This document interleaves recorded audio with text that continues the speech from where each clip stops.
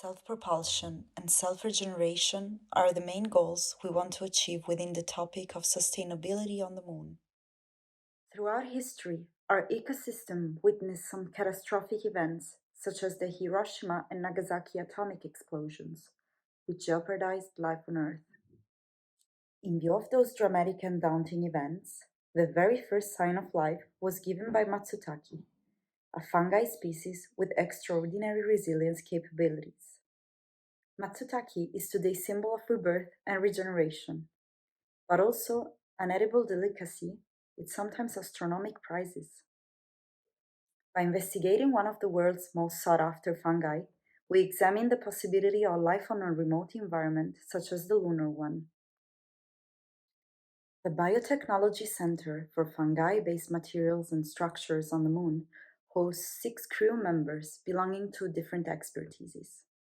The 6 astronauts are testing different biotechnological strategies for sustaining life on the Moon. A 3D terrace mapping is performed robotically in advance in order to look out for possible lava tubes. The base is located in the proximity of Shackleton crater in South Pole coordinates. An exploration for suitable lava tubes signs the very beginning of the mission. The excavation of a slope to access them is followed by the other robotics tasks, including the deployment and construction of the mother base on the Moon's surface. The 6 astronauts are finally touching the surface for the very first time. The habitation of Mother Base begins with a very specific goal of researching mycelium and producing fungi-based bricks. After some months, the completion of the slopes is achieved, and the preparation of lava tubes surfaces opens the door to starting a fungi-based settlement. Expansion can now begin. Our future vision captures a settlement that can fully rely on the incredibly resilient peculiarities of mycelium-composed structures. The production of bricks and furniture together with plant waste marks the beginning of a sustainable life on the Moon. One central habitat module enclosed by 4 smaller production and greenhouses modules covers approximately 280 meters squared of the lunar surface. Inspired by NASA's accepted proposal, microarchitecture of planet-growing surface structure at destination, NASA's Institute for Advanced Concept, Phase 1, Dr. Lynn Rothschild, and BioHab 3.0. From Red House Studio, the inflatable base consists of fungi-filled structures with a hydrogen radiation sheet. Deployment of the inflatable module begins with 3D centering of regolith in order to make stable and even surface for the base. An initial structure inflates after release of compressed O2 from canisters embedded within the pneumatic tubes. To fill wall structure with mycelia, nitrogen, CO2, and H2O are released into growth cells.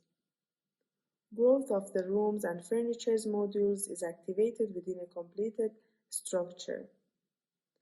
To ensure radiation protection of the base, the wall cavity is filled with hydrogen produced from fungi. The ground floor is partially a place for collecting, gathering, and fun. The smaller modules enclosing the habitat serve the purpose of both growing food and plants and producing waste for the mycelium production materials. A loop motion dynamizes both from a physical and mental level the spatial configuration of the base and makes the access to the most production-related areas easier. The benefit of the astronaut is a priority for Mother Fungus. As for the second floor, more intimate and discreet activities are given. The sleeping units and the bouncy nets are adding comfort to the crew members as well as recreational spaces. The habitat has 3 ties of vertical connections, each of them reaching unique heights and spaces.